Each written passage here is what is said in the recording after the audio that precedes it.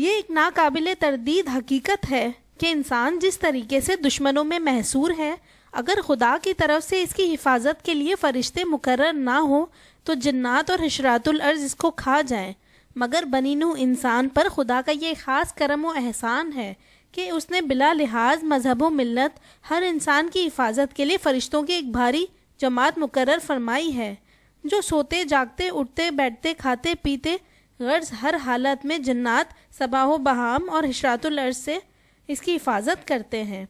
اس محافظ دستے کی موجودگی میں کسی دشمن کی کوئی مجال نہیں کہ انسان کو ستا سکے۔ یہ بات دوسری ہے کہ کسی عارض کی بنا پر کسی دشمن کے ہتھے چڑھ جائے۔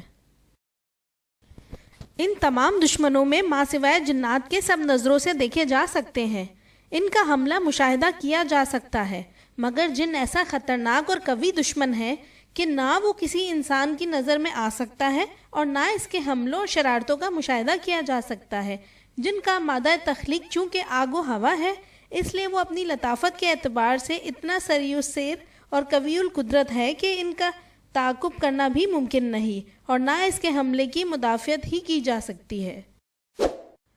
آگے بڑھنے سے پہلے آپ سے گزارش ہے کہ چینل کو سبسکرائب کر کے بیل آئیکن پر کلک کریں اور ویڈیو پوری دیکھیں۔ میں ریسرچر میشار اس ویڈیو میں آپ کو قوی ترین جن ابلیس کے بارے میں معلومات فراہم کروں گی۔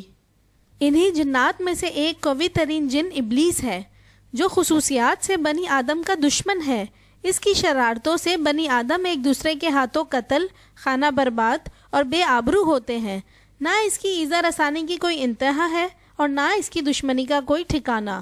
نہ کوئی اس کو گرفتار کر سکتا ہے، نہ کوئی اس کو بس میں کر سکتا ہے، نہ ہی اس کا قتل کرنا ممکن ہے کہ اس کے ناپاک وجود سے دنیا پاک ہو جائے اور دنیا کو امن اور چین کا سانس لینا نصیب ہو۔ اس کو تو خدا کے یہاں سے قیامت تک کے لیے کھلی چھوٹ ملی ہوئی ہے، عمر کا پٹا لے رکھا ہے، دندناتا پھرتا ہے، کوئی بھی اس کا کچھ نہیں بگاڑ سکتا۔ نہ انسان کی کثرت تعداد ہی اسے مرعوب کر سکتی ہے، کیونکہ اس کی ذریت اور سوار پیادوں کی تعداد انسانوں کی تعداد سے کہیں زیادہ ہے۔ نہ ایٹم بم ہی اس کی ہلاکت کے لیے کافی ہو سکتا ہے۔ جتنا یہ دشمن خطرناک ہے اتنی ہی اس کی سیوی دلچسپ ہے۔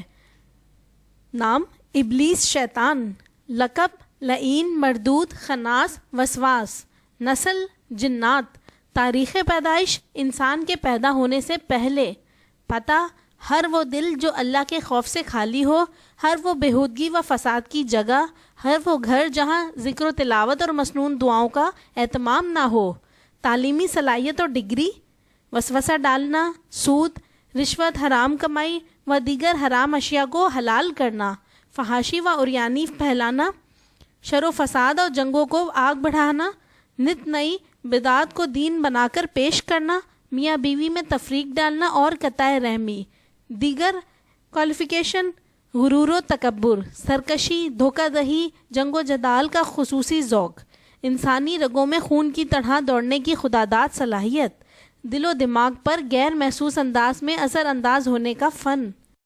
یہ دشمن ان پڑھ یا جاہل بھی نہیں کہ عالموں کی رنگین بیابانوں سے مرعوب ہو جائے، اس کا علم بھی دنیا کے عالموں سے کہیں زیادہ ہے۔ یہ بڑا پکا اور بڑا پکا عالم، زبردست سیاستدان، بہت بڑا سائنسدان، بہت بڑا مدبر و مفکر اور زبردست فنکار ہے۔ یہ دشمن مان سنگھ ڈاکو کی طرح گروہ بند نہیں کہ پولیس کی جمعیت اس کا محاصرہ کر کے گولی کا نشانہ بنا سکے۔ یہ دنیائے کفر و شیطانیت کا شہنشاہ اعظم اور بے پناہ قوت و طاقت کا مالک ہے۔ اس کی یہ حکومت اور فرما روائی کسبی نہیں بلکہ وہبی ہے، ورنہ خدا کی خدائی میں کسی کی کیا مجال کے امور قدرت میں دخل انداز ہو سکے۔ دنیا انسان کے لیے امتحان گاہ ہے، جس کا نتیجہ دوزخ یا جنت کی صورت میں ظاہر ہوگا۔ امتحان گاہ میں آنے کے بعد انسان کے لیے ایک ایسی قوت کا وجود لازمی تھا جو اس کو برائی کی طرف راغب کرتی۔ اگر انسان کی تائید و حمایت کے لیے صرف قوت خیر ہی ہوتی اور قیامت کے بعد کچھ لوگ جنت میں اور کچھ دوزخ میں بھیج دیے جاتے تو یہ فعل سراسر عدالت کے خلاف ہوتا۔ قدرت نے جہاں شرانگیزی کے لیے ابلیس کو مقرر کیا اور اس کا اصل قبول کرنے کے لیے ہر انسان میں نفس کو پیدا کیا، وہاں خیر کی ترغیب دینے کے لیے ہر انسان کے ساتھ ایک فرشتے بھی موکل کر دیا، جو جو اس کو خیر اور نیکی کی ترغیب دیتا رہتا ہے۔ قدرت کے اس غیبی نظام سے شقاوت و سعادت کی دو راہیں کھل گئیں۔ آگے انسان کا کام ہے کہ وہ ان دونوں میں سے جون سی چاہے راہ اختیار کر لے۔ مادہ پرست فرشتے اور جنات کے وجود کے قائل نہیں، کیونکہ جو چیز محسوس نہ ہو اور نہ مشاہدے میں آ سکے اور تو اس کا وجود فرضی ہے۔ اسلامی تعلیم کی رو سے یقین و اعتقاد کے درجے میں جنات اور فرشتوں کے وجود اور ان کا مستقل مخلوق الہی سمجھنا ضروری ہے۔ قرآن و حدیث میں ملائکہ اور جنات کا ذکر ہے۔ قرآن مجید میں 118 مقامات پر جنات و فرشتوں کا ذکر کیا گیا ہے۔ ملائکہ اور جن اگرچہ ہماری نگاہوں سے پوشیدہ ہے، لیکن وہ بلا شبہ مستقل مخلوق ہیں۔ یہ ایک ناقابل تردید حقیقت ہے۔ مشاہدے میں بعض اوقات غلطی کا امکان رہتا ہے، بلکہ بارہا ہوتا ہے، لیکن وحی الہی اور نبی برحق کی اطلاع میں غلطی کی گنجائش نہیں۔ اس لیے ایک مسلمان کے نزدیک جنات اور فرشتوں کے وجود میں کوئی کلام نہیں ہے۔ عقلی اعتبار سے بھی جنات اور ملائکہ کا وجود ناممکن نہیں، اس لیے کہ کسی چیز کا محسوس یا مشاہد نہ ہونا اس کے عدم کو مستلزم نہیں۔ بجلی، روشنی اور مقناطیس کے وجود سے موجودہ مادی دنیا میں کون بیوقوف انکار کر سکتا ہے؟ ان چیزوں کے وجود کا علم اثر و معلومات کے ذریعے ہی حاصل ہوتا ہے۔ بجلی، مقناطیس یا روشنی کی اصل حقیقت سے ہر کوئی ناواقف ہے۔ آئیے جانتے ہیں کہ انسان، ملائکہ اور جنات میں کیا فرق ہے۔ اللہ تبارک و تعالیٰ نے ارض و سمائی مخلوق کو 5 مختلف قوی، عقل، وہم، خیال، شہوت و غضب سے ترکیب دے کر پیدا کیا۔ ترکیب اجزاء کو اور کیفیت کی نسبت سے مخلوقات عالم کی 4 قسمیں ہیں۔ پہلی قسم تو وہ ہے جن کی عقلی قوت وہم و خیال اور شہوت و غضب پر غالب ہے، اور یہ چاروں ہی اس کے محکوم ہیں۔ عقلی قوت کے سامنے ان چیزوں کا حکم بے حقیقت ہے۔ جس طرح مردہ غسل دینے والوں کے ہاتھوں سے مطیع و فرمانبردار ہوتا ہے، اس طرح یہ چاروں قوتیں عقلی کے مطیع و منقاد ہیں۔ اس مخلوق کا نام فرشتہ یا روحانیات ہے۔ اصطلاح شرح میں اس مخلوق کو ملائکہ، الروح یا ملکوت، اور فارسی میں سروش اور ہندی میں دیوتا کہتے ہیں۔ مخلوقات عالم کی یہ نوع ہر قسم کے خطا و گناہ سے معصوم و پاک ہیں، اور کھانے پینے، عورت کی خواہش اور اس قسم کی خسیس چیزوں کی بھی محتاج نہیں۔ قوت عقلیہ کے غلبے کے باعث وہ جس صورت میں چاہیں متشکل ہو سکتے ہیں۔ دوسری قسم وہ جاندار ہیں جن کی عقل، شہوت و غضب، وہم و خیال اس درجے غالب ہے کہ ان کا ہر فعل اختیار عقل و شہوت اور غضب قوت اور وہم و خیال کے تابع ہے۔ اس مخلوق کا جسم آگ اور ہوا سے مرکب ہے۔ مادے کی لطافت کی وجہ سے یہ مخلوق بھی تغیر و تبدل صورت و شکل پر قادر ہے۔ وہم و خیال کی قوت سے یہ مخلوق اپنے لیے جسم کثیف و ثقیل ترتیب دے کر مختلف خوفناک سے خوفناک صورت میں متشکل ہو سکتی ہے۔ اس قسم میں سے جو مخلوق خلق اللہ کو ستاتی ہے، اس کو عربی زبان میں شیطان اور غیر مضر افراد کو جن کہتے ہیں۔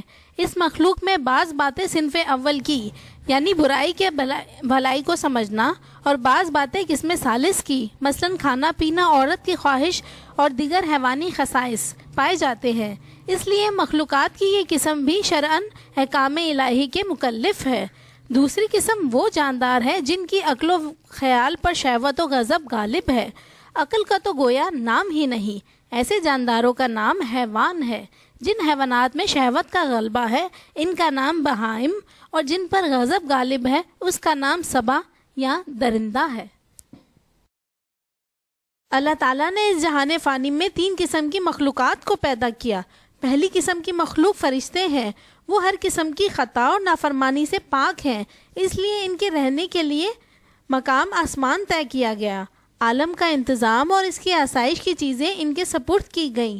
اور دوسری قسم یعنی جنات کو زمین پر آباد کیا گیا۔ نباتات، معاون یعنی اگنے اور بڑھنے والی چیزیں جیسے درخت اور گھاس، اور زمین سے خود بخود پیدا ہونے والی چیزیں مثلا سونا، چاندی، لوہا، پتھر وغیرہ، اور تمام حیوانات، چرند پرند ان کے تصرف و اختیار میں دیے گئے۔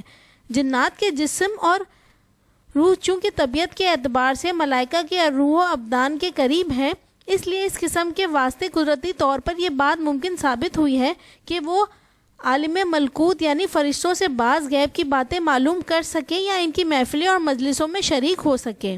ان تینوں کی پیدائش کے بعد حق تعالیٰ نے چوتھی قسم پیدا فرمائی.